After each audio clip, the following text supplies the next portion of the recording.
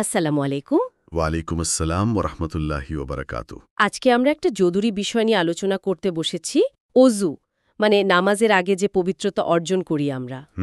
ইবাদতের খুবই মৌলিক একটা অংশ। হ্যাঁ, কিন্তু অনেক সময় দেখা যায় এই অজুর মধ্যেই ছোট্ট একটা ভুল হয়ে যায়। যেমন ধরুন, পায়ের গোড়ালি শুকনো থেকে যাওয়া। ঠিক।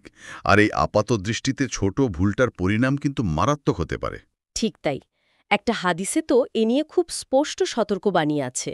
আমাদের লক্ষ্য হল অজুর প্রত্যেকটা ধাপ কতটা গুরুত্বপূর্ণ আর এর আধ্যাত্মিক দিকটা কি সেটা একটু গভীরতা থেকে বোঝার চেষ্টা করা।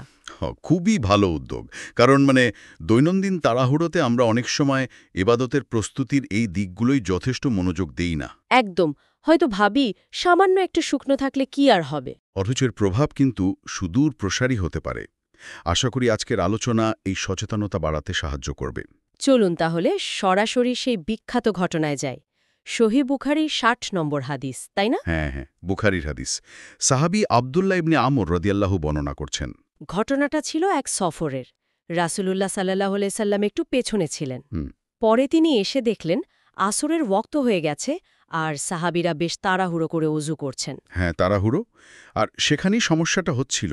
তারা পায়েই ঠিকমতো পানি দিচ্ছিলেন না। মানে হয়তো শুধু পানি ছিটিয়ে নিচ্ছিলেন, যার ফলে গোড়ালির দিকটা শুকনো থেকে যাচ্ছিল। হ্যাঁ, ঠিক। গোড়ালিগুলো শুকনো। এটা দেখেই রাসূলুল্লাহ সাল্লাল্লাহু আলাইহি ওয়াসাল্লাম খুব জোরালোভাবে প্রতিক্রিয়া দেখালেন। তিনি বুঝতে পারলেন অজুর মতো একটা গুরুত্বপূর্ণ ইবাদতে অমনোযোগিতা চলে আসছে। আর তখনই তিনি সেই বিখ্যাত কথাটা বলেন, তাই না? হ্যাঁ, তিনি বেশ উচ্চস্বরে যাতে সবাই শুনতে পায় এবং গুরুত্বটা বুঝতে পারে ২ বা ৩ বার বললেন, ওয়াইলুন লিল আকাবি মিনান নার। যার মানে হল পায়ের গোড়ালিগুলোর জন্য জাহান্নামের দুর্ভোগ। চিন্তা করা যায়, ছোট্ট একটা অংশ ধোয়া বাদ পড়ার জন্য এত কঠিন সতর্কবাণী। ঠিক।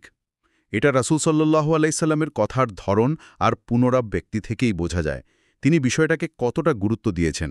কিন্তু কেন এত কঠোর কথা? সফরের ক্লান্তি ছিল, নামাজের সময়ও হয়ে আসছিল, মানে পরিস্থিতিটাই তো একটু অন্যরকম ছিল। হ্যাঁ, পরিস্থিতি হয়তো একটা কারণ ছিল, ক্লান্তি বা তাড়াহুড়ো, কিন্তু মূল কারণটা আরও গভীর। সেটা কি? দেখুন, গোড়ালি শুকনো থাকা মানে কি? মানে হলো অজুটা পূর্ণ হয়নি, অসম্পূর্ণ রয়ে গেছে। আচ্ছা। আর ইসলামে তো ইবাদতের, বিশেষ করে নামাজের ভিত্তিই হল তাহারাত বা পবিত্রতা। অজু যদি সহি না হয় তাহলে তো নামাজই কবুল হবে না। খুবই মারাত্মক ব্যাপার। অবশ্যই।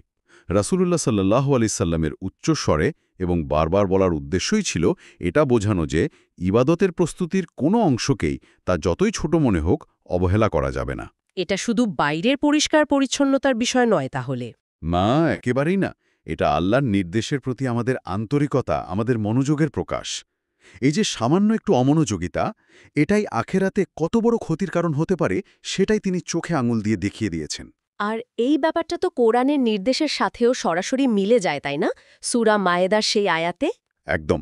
সূরা আল মায়েদার ৬ নম্বর আয়াতে আল্লাহ তো পরিষ্কার করেই বলে দিয়েছেন অজুর ফরজ কাজগুলো কি কি। হ্যাঁ, মুখ ধোয়া, কনুই পর্যন্ত হাত ধোয়া, মাথা মাসাহ করা আর আর পা ধোয়া।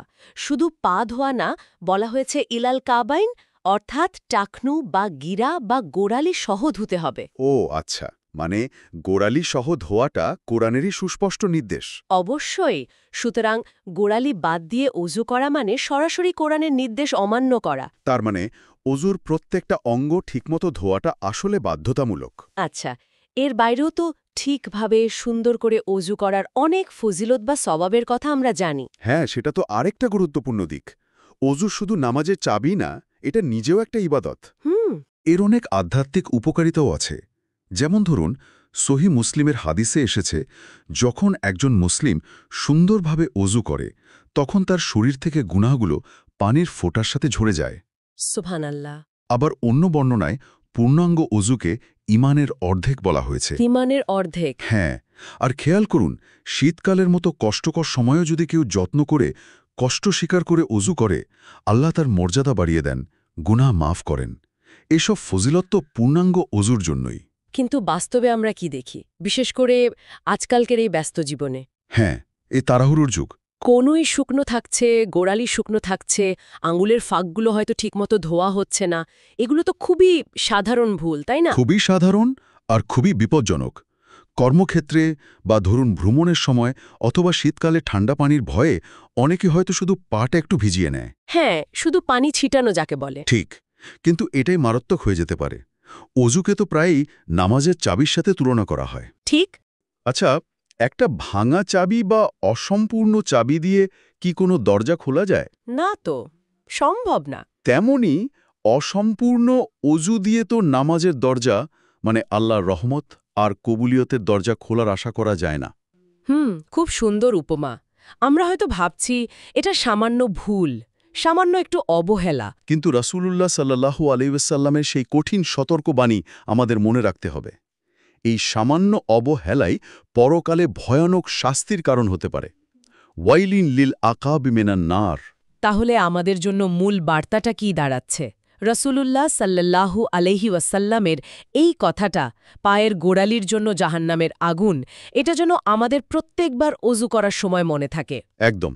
অজু শুধু একটা নিয়ম পালনের মতো নয়, এটা নামাজের ভিত্তি, আল্লাহর সামনে দাঁড়ানোর প্রস্তুতি। তাই এর প্রতিটি অংশে যত্নবান হওয়া অপরিহার্য। আর আমাদের নিজেদেরও একটু চিন্তা করা দরকার, তাই না? অবশ্যই।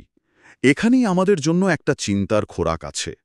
প্রতিদিনের এত ব্যস্ততার মাঝে আমরা কিভাবে নিশ্চিত করতে পারি যে আমাদের অজুটা শুধু একটা রুটিন মাফিক কাজ না হয়ে আল্লাহর নির্দেশের প্রতি আন্তরিক সম্মান আর ভালোবাসার প্রকাশ হচ্ছে?